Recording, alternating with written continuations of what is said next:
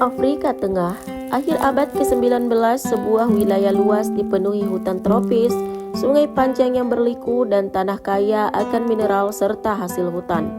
Wilayah itu adalah Kongo. Tapi pada tahun 1885, nasib tanah ini berubah. Kongo bukan sekedar dijajah oleh sebuah negara, melainkan dijadikan properti pribadi milik seorang raja, Leopold II dari Belgia. Seorang raja dari negeri kecil di Eropa memiliki kekuasaan penuh atas wilayah yang luasnya hampir 80 kali lebih besar daripada negaranya sendiri. Inilah awal dari salah satu tragedi paling kelam dalam sejarah kolonialisme modern. Raja Leopold mengklaim ia datang membawa misi kemanusiaan. Ia menjanjikan akan memberantas perbudakan, membawa agama Kristen, dan menyebarkan peradaban. Dunia pada saat itu percaya. Tapi kenyataannya di balik kata-kata indah itu tersembunyi keserakahan yang tak terbatas. Selama 2 dekade berikutnya, Kongo berubah menjadi ladang eksploitasi. Hutan-hutan dipaksa menghasilkan karet, sungai-sungai mengalirkan gading gajah, dan tubuh manusia dijadikan mesin kerja tanpa ampun. Hukumannya sangat kejam. Potong tangan jika kuota karet tak terpenuhi. Penduduk dipaksa membayar dengan anggota tubuh mereka. Sejarawan memperkirakan dalam kurun waktu 1885 hingga 1908, sekitar 10 juta orang meninggal. Setengah populasi Kongo musnah, dan semua itu terjadi di bawah kendali seorang raja yang bahkan tak pernah menginjakkan kakinya sendiri di tanah Kongo.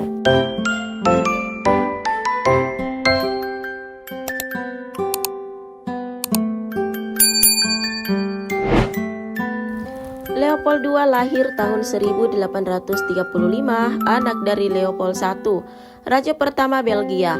Sebagai pewaris tahta, ia merasa negaranya terlalu kecil, terlalu biasa di Eropa. Belgia hanyalah negara mungil yang sering dipandang remeh oleh tetangganya, Perancis, Jerman, dan Inggris. Namun Leopold punya ambisi besar. Ia ingin Belgia diakui sebagai kerajaan besar. Ia sering berkata, sebuah kerajaan tanpa koloni hanyalah sebuah kerajaan kecil. Sayangnya, pemerintah Belgia sendiri tidak tertarik dengan ide kolonialisme. Mereka melihat kolonialisme hanya akan membawa biaya besar dan risiko konflik. Tapi Leopold tak menyerah. Jika negaranya tak mau punya koloni, maka ia akan mencari cara pribadi untuk mendapatkannya. Kesempatan datang pada akhir abad ke-19, ketika bangsa-bangsa Eropa sedang berlomba-lomba membagi benua Afrika. Era ini dikenal sebagai Scramble for Africa. Konferensi Berlin tahun 1884 sampai 1885 mempertemukan negara-negara Eropa untuk membagi wilayah Afrika secara resmi. Leopold tampil sebagai sosok filantropis. Ia mendirikan organisasi bernama International African Association. Di atas kertas, organisasi ini adalah lembaga kemanusiaan yang bertujuan memajukan ilmu pengetahuan, menghapus perbudakan, dan membantu rakyat Afrika. Di balik layar, itu hanyalah topeng. Tujuan sebenarnya adalah memastikan Leopold mendapatkan wilayah Afrika yang bisa ia kuasai sendiri. Dan ia berhasil. Dengan diplomasi licik, Leopold memperoleh pengakuan internasional atas kepemilikan pribadinya, Kongo Free State. Bayangkan, sebuah negeri sebesar Eropa Barat diakui sebagai tanah pribadi milik satu orang. Saat Leopold mendapatkan Kongo, dunia sedang berubah. Revolusi industri menciptakan permintaan baru, karet. Karet dibutuhkan untuk ban sepeda, kabel listrik, selang, hingga ban mobil. Permintaan melonjak tinggi dan harga karet naik drastis. Kongo dengan hutan-hutannya yang penuh pohon karet liar menjadi tambang emas bagi Leopold. Untuk memaksimalkan keuntungan, Leopold membentuk pasukan kolonial bernama Force Publique.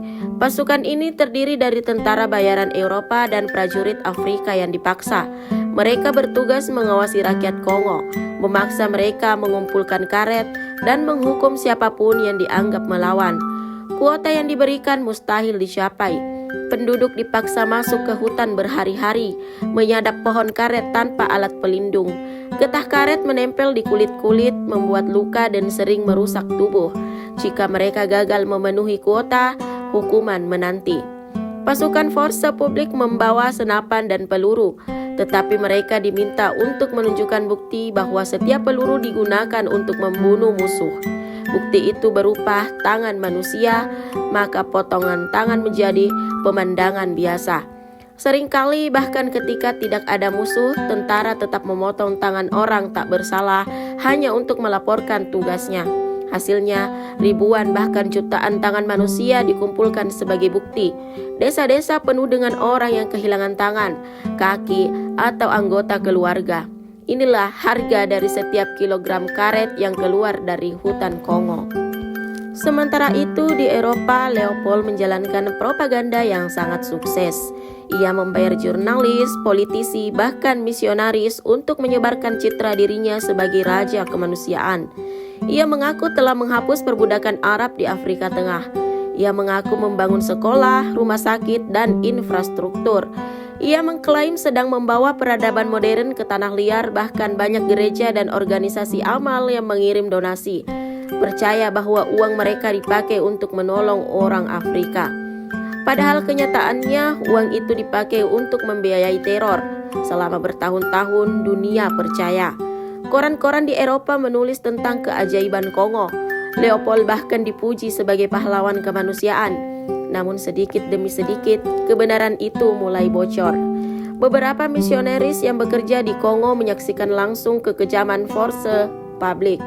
Mereka mulai menulis surat ke Eropa, menceritakan bagaimana tangan manusia dipotong, desa-desa dibakar, dan rakyat disiksa. Awalnya, cerita ini dianggap berlebihan, tapi bukti makin banyak. Foto-foto korban berhasil keluar dari Kongo dan perlahan dunia mulai melihat wajah asli Leopold. Awal abad ke-20, kampanye internasional melawan Leopold mulai menguat. Seorang aktivis bernama Eddy Morel, jurnalis asal Inggris, menemukan bahwa kapal yang berangkat dari Belgia ke Kongo penuh dengan senjata, sedangkan kapal kembali penuh karet dan gading. Ia sadar bahwa ini bukan perdagangan bebas, tapi perampokan bersenjata.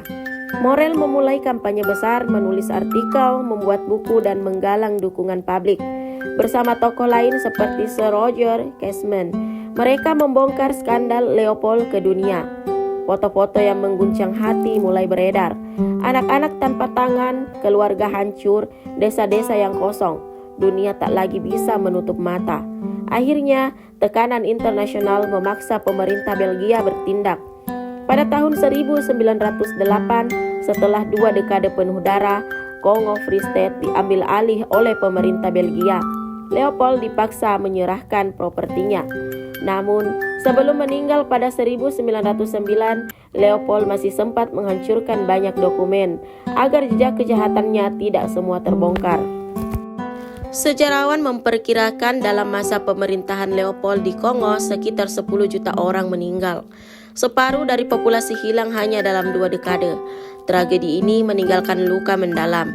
Kongo kehilangan generasi, kekerasan, dan ketakutan meninggalkan trauma yang bertahan hingga berabad-abad kemudian. Ironisnya, meski kekejaman ini terungkap, Leopold di Belgia tetap memiliki patung dan monumen.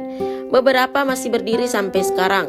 Meski sering dicoret-coret atau diturunkan oleh warga yang marah, di sisi lain, banyak sekolah di Eropa bahkan tak mengajarkan kisah ini. Sejarah kolonialisme sering disamarkan dengan istilah membawa peradaban. Padahal di baliknya ada genosida yang mengerikan.